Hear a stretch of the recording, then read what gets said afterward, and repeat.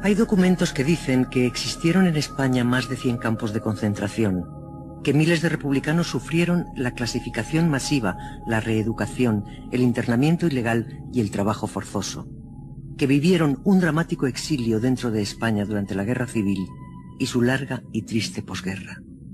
Hay viejos que dicen que este país necesita reescribir su historia, el relato de los que fueron víctimas de sus ideas en aquellas cárceles y campos de concentración. Estamos en Miranda de Ebro y aquí enfrente estuvo el campo de concentración. Y por esto, antes de estar estas vías, era el camino que veníamos de la estación, te traían por aquí, y aquí aproximadamente, ante estas puertas, sigue siendo la misma entrada. Y de aquí entré yo el 8 de diciembre de 1937. Aquí cuando calculo que estaríamos de 4.000, 4.500 igual, personas aquí. Estábamos, ya te digo, estaba aquí toda la parte de Asturias, primero el País Vasco, luego Santander, luego Asturias.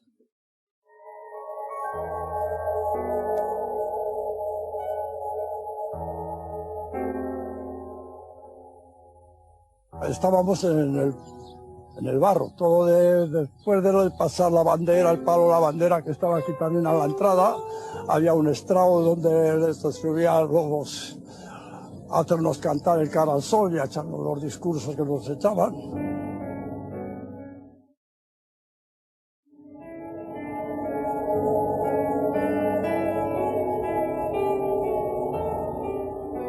Y después nos hicieron, al lado de la ESO, nos hicieron hacer una capilla. Y después seguido, no recuerdo bien, serán 5 o 6 barracones hechos de mala manera, de mala madera. Hoy soy delgado, ¿no? Pero entonces era todavía la mitad de ahora. No sé si pesaría 30 kilos. Y claro, cuando llegamos aquí, pues ya se conoce que pudo más la enfermedad. La sarna, el tifus, los forúnculos y todo me salió a mí aquí. Todo. En 1937, más de 100.000 detenidos desconocían su destino hacinados en centros de reclusión. En julio, desde el cuartel del general Franco, se emitía el decreto de creación de la Inspección de Campos de Concentración de Prisioneros, un organismo militar para organizar el creciente número de campos de concentración. En España hubo como mínimo 100 campos de concentración. Estables, es decir, que dependiesen tanto de la Inspección de Campos de Concentración como de los cuerpos de ejército o de las divisiones orgánicas, he calculado 104 campos de concentración. En los campos eran concentradas personas de todo tipo, de toda ideología y clase social. Provenían de detenciones caóticas y masivas llevadas a cabo en los distintos episodios de la contienda. El primer objetivo de los mandos militares era clasificar a los prisioneros en diferentes categorías. Los afectos al movimiento recobraban la libertad o regresaban al frente, engrosando las filas del Ejército Nacional. Los desafectos, en función del Código de Justicia Militar del momento, eran agrupados según la naturaleza de su culpa. El futuro del prisionero dependía de su clasificación. La finalidad es muy clara, clasificar para reutilizar. Eso sí persiste durante toda la guerra y después de la guerra, evidentemente. Los campos de concentración iban a jugar un papel fundamental en la economía de la guerra. Una economía de guerra en la cual es necesario, es tan importante a veces, un prisionero en retaguardia trabajando, o haciendo fortificaciones, o haciendo puentes, como un soldado en la primera línea de fuego.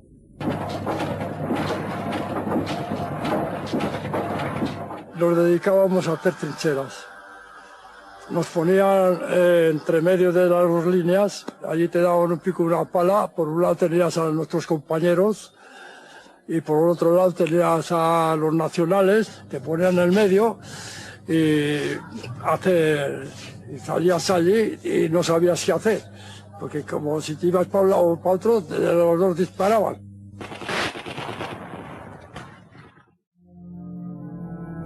Entre 1938 y 1939 creció exponencialmente el número de campos.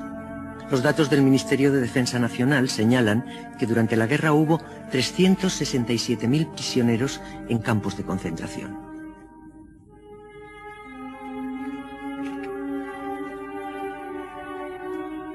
Los partes oficiales del ejército añadieron 140.000 detenidos durante la ofensiva final.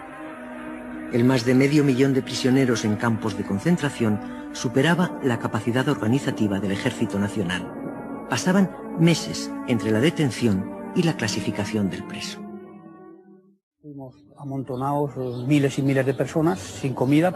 El agua, que era peor que la falta de comida, teníamos que hacer cola pues un día antes para por la mañana siguiente poder recibir un vaso de agua, y comer pues era, me parece, cada 48 una lata de sardinas para 2 personas. Muchas veces había escenas que eran tremendas, ¿no? Una persona en lo alto, abierto de piernas, y otro con una llave de lata de sardinas, tratando de romper las bolas que se le producían. En fin, eso era una situación verdaderamente demencial, ¿no? Demencial, porque estamos al límite de la muerte. Todos los días se morían compañeros de hambre, amanecías con compañeros que habían muerto a tu lado.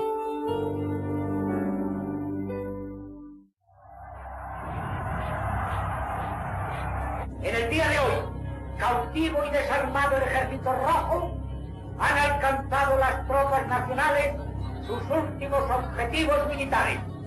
La guerra ha terminado. Un 1 de abril de 1939, año de la victoria. Él pidió una rendición sin condiciones, con la cláusula, vamos, pero retórica, puramente retórica, de que la justicia del generalísimo sabría ser generosa con los vencidos y tal y cual. Quería tener exactamente las manos libres para proceder a la represión que juzgara necesario, con objeto de limpiar por completo lo que pensaba que era el virus que había contaminado a la patria. Esta fue la victoria, victoria total y para todos. Nadie quedó al margen, excluido o desamparado. Me detuvieron el día 1 de abril del 39, o sea, justo el día que terminó la Guerra Civil Española.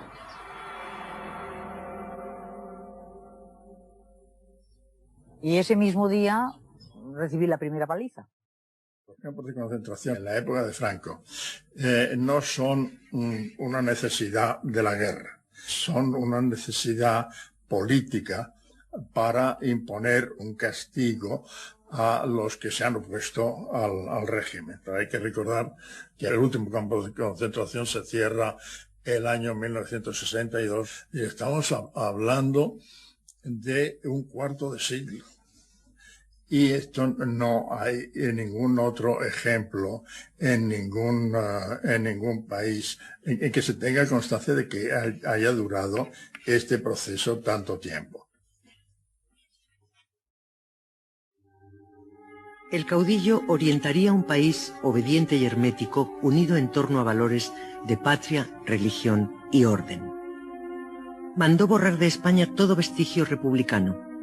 Implantó la causa general, un proceso judicial para depurar el llamado terror rojo. La denuncia popular se convirtió en arma fundamental del régimen para articular la represión. Tenía una función a corto plazo y una función a largo plazo. A corto plazo se trataba de eliminar todos aquellos que fueran contrarios a su proyecto social y político. A largo plazo se trataba de doblegar, se trataba de someter al conjunto de la población. No se puede entender la permanencia del régimen franquista sin tener en cuenta la funcionalidad política de la represión. Los que habían perdido la guerra comenzaron también a perder la paz. La ley de responsabilidades políticas inculpaba con carácter retroactivo a toda persona vinculada al régimen republicano desde 1934. Provincia por provincia hay un tribunal de responsabilidades políticas, donde se le da importancia pueblo por pueblo a 3 personas. El alcalde, que normalmente es el jefe de falange, el jefe comandante de la Guardia Civil, que normalmente está en ese pueblo, y el cura.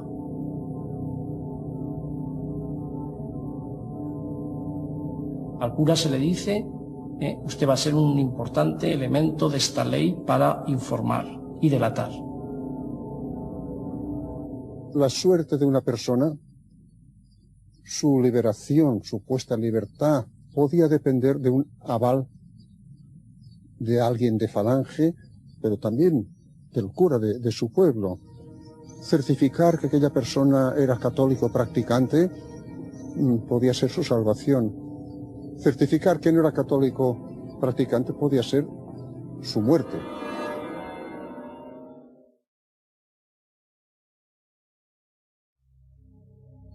Era fusilamientos constantes que los hacían en las mismas tapias del monasterio.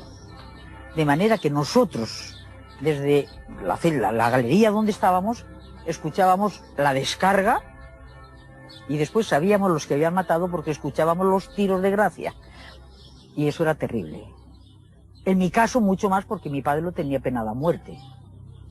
Yo no sabía si en ese momento mi padre era uno de los que había caído allí.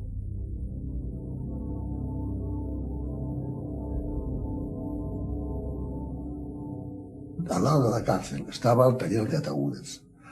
Entonces, como nosotros oíamos el repicar de los operarios, pues había técnicos ya, presos técnicos, que más o menos por el repicar de los operarios le decían, pues 10, 10 ejecuciones. Pero cuando repicaban por la noche y todo, pues esto ya iba a decir 30, 40 ejecuciones. Y si estaban 3 días repicando, pues eran 3 días de 40 ejecuciones.